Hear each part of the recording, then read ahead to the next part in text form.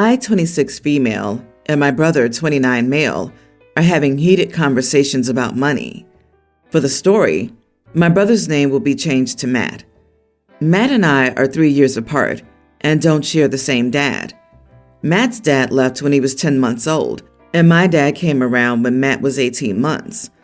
My dad raised him, and eventually he wanted to adopt Matt, so we had to ask for permission from Matt's biological dad.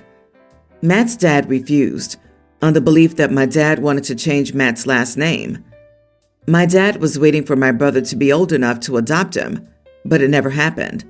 Sadly, when we were teenagers, my dad passed away, and by having non-married parents and being an only child for the law, I inherited my dad's house, a flat, and a piece of land.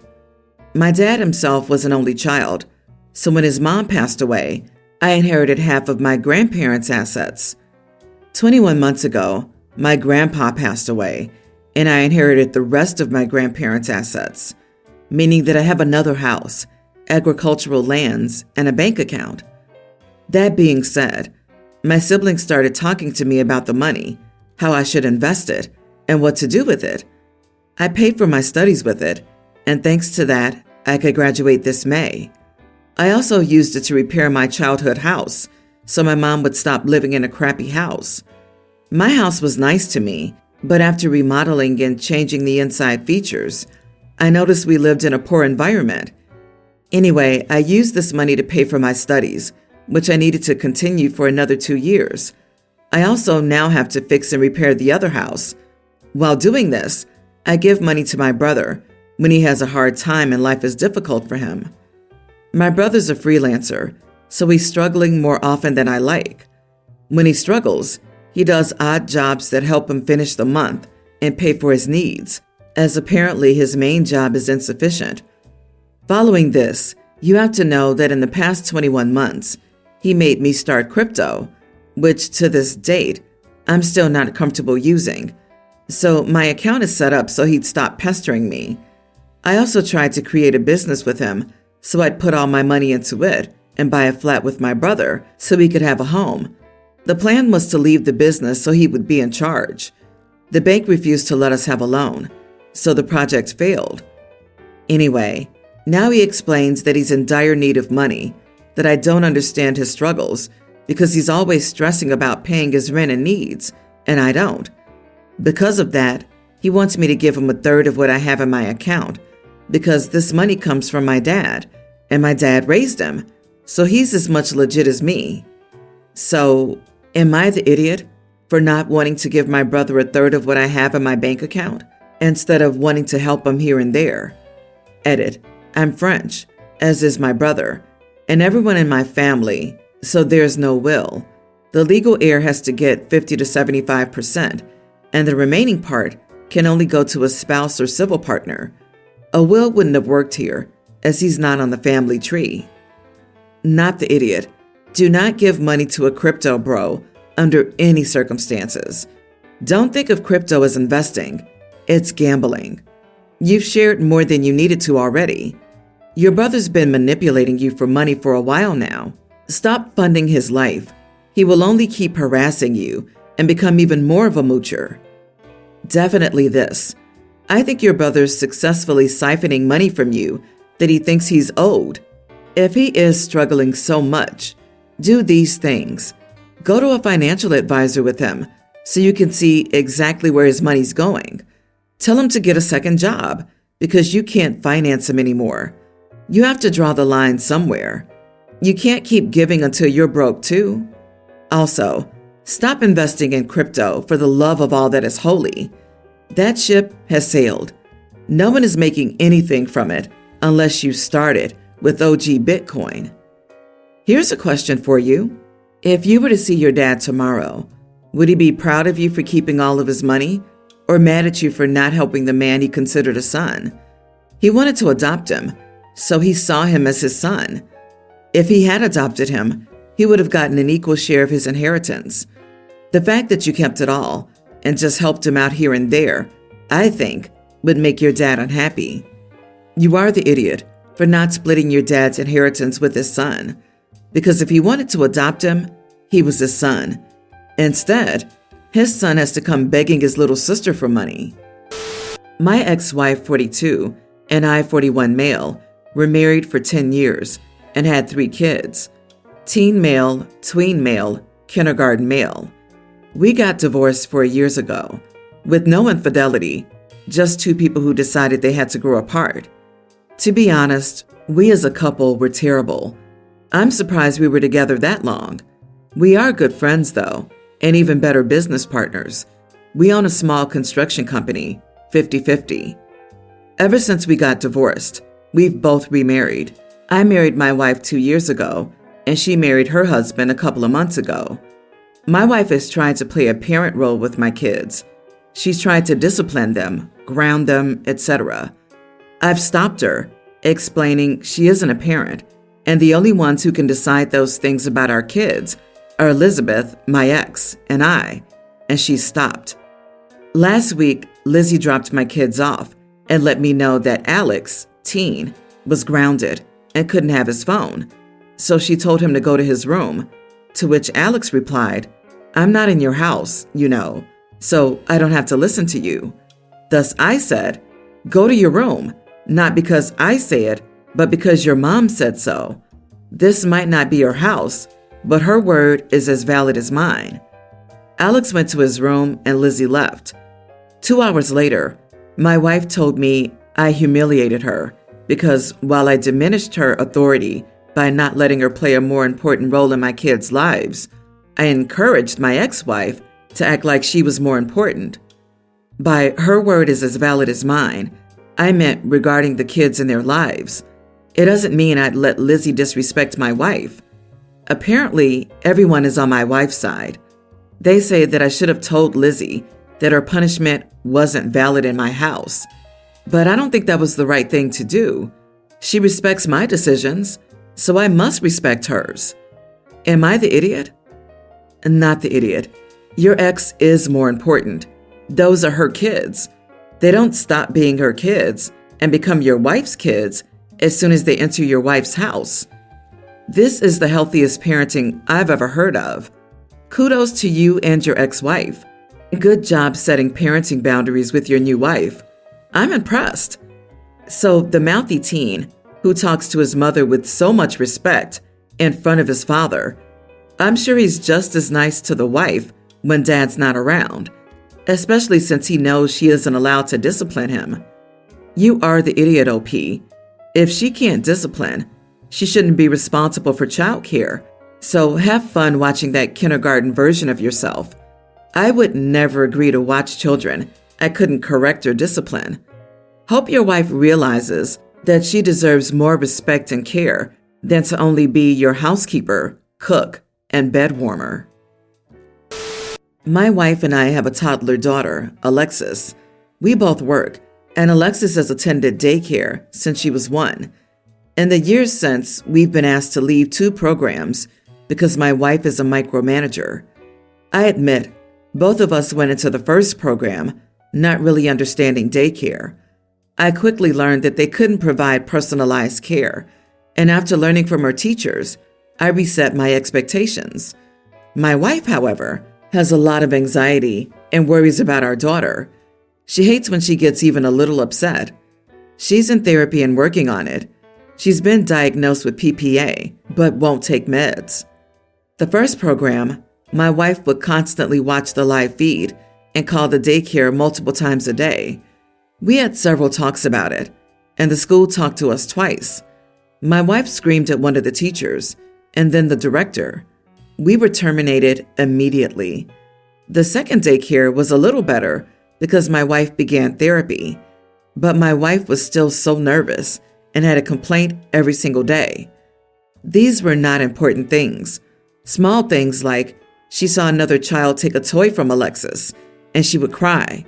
The teacher would return the toy to Alexis, but my wife didn't understand why the other child wasn't punished.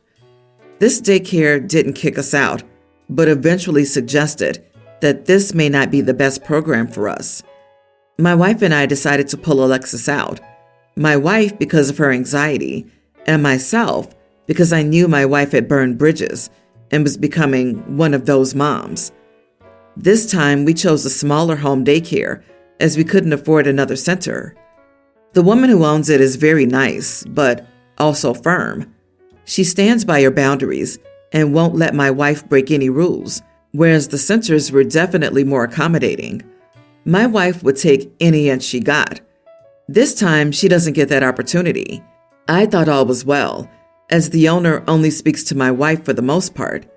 Then I get put in a group text saying my wife has been bombarding the owner with texts daily, despite the owner saying she'll text her at lunch when things are settled.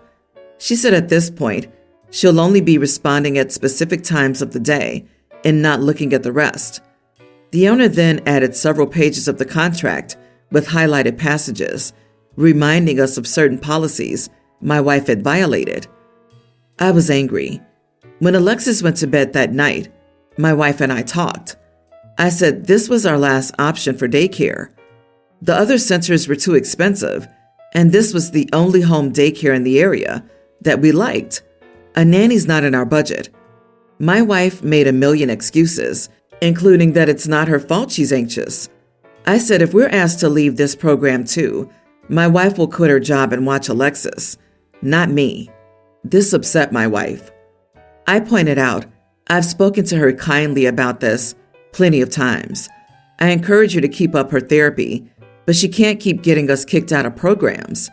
My wife is now not speaking to me. Am I the idiot? Edit.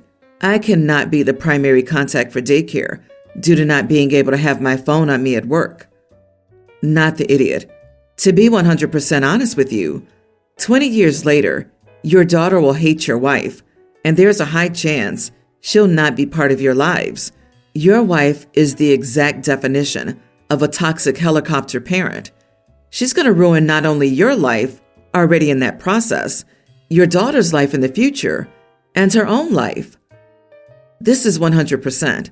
OP's wife isn't just a helicopter parent, but a steamroller. She will steamroll any and all challenges their daughter will ever face, making sure that their daughter is either terrified of the world or utterly incapable of dealing with any kind of disappointment or challenge, or both. OP needs to do something now if he wants a relationship with his daughter and to make sure that his daughter doesn't inherit his wife's crippling anxiety. Also, the mother expected the other girl at the daycare to get punished. These are small kids, but she wanted the other kid punished in some way. There's a chance the daughter will inherit not just the anxiety, but also the expectation that everyone around her needs to bow to her and be bullied if they don't. Bet $1 million she doesn't want her daughter punished when she takes a toy from another child. A big yikes. Sir, your wife is making a choice not to get better. Her therapy isn't working. By refusing to take her meds, she's choosing to allow her need for control to override her child's need for development and education. She needs a different therapist who will hold her toes to the fire. Her child deserves it. She's so much worse than just anxious. She's selfish and abusive. And this must stop. She's hurting all three of you. I was estranged from my brother for years, even though we lived 5 miles apart. I knew he had 3 kids, and I only met the oldest boy, Dane, when he was a toddler. A few years ago, it came to my attention that my brother was going through a tough time personally and financially, and was fundamentally a single dad to 3 young children, pre-tween, kindergartner, and toddler. I offered him money so he wouldn't lose his home, and he accepted. That led to us reconnecting, although I reconnected with my nephews, who are now a young teen, tween, and pre-tween. My brother works weekends, and I happily agreed to watch his kids. It's no skin off my back. I've always worked from home and get paid a lot of money to do very little work during the week, so it's not a big deal to give up my weekends. Dane has gotten increasingly distant from me, and he admitted that he doesn't want to come over to my house on the weekends anymore. He'd prefer to stay home alone until his dad comes home. I thought it was a great idea, and it's better than having a passive-aggressive teenager who hates being in your house. I asked Dane if he wanted me to talk to his dad, and he said he didn't care. I spoke to my brother and said, what would be the harm in letting Dane stay at home while you're at work and the younger two are with me? I often leave Dane alone at my place, and it didn't burn down. He and I argued for an hour over it. I said I didn't understand his reluctance because I don't live too far away if there's an emergency. Everyone has a phone, and my brother even has a camera in all the rooms. He said he wasn't even comfortable trying it. So I said, don't bother bringing him to my house on the weekend. I'll just bring him back home if he wants. He accused me of dictating how he parents, and I said, someone has to. Yes, you're an idiot if you drop a child back off at their parents' house, knowing they won't have supervision without their parents' consent. You can believe whatever you want, but at the end of the day, you aren't the child's parent, and you're trying to strong-arm your brother into doing what you and Dane want makes you an idiot. He's a single father to 3 children, and he's most likely forced to play nice with you because he can't afford formal childcare. LOL, forced to play nice? I would say it's necessary to be nice to a person you want a favor from. There's nothing weird about that. Also, if somebody drops a kid at your house that you did not agree to babysit, you can even call the cops for child abandonment. One could say, OP's being nice by dropping the kid at home instead.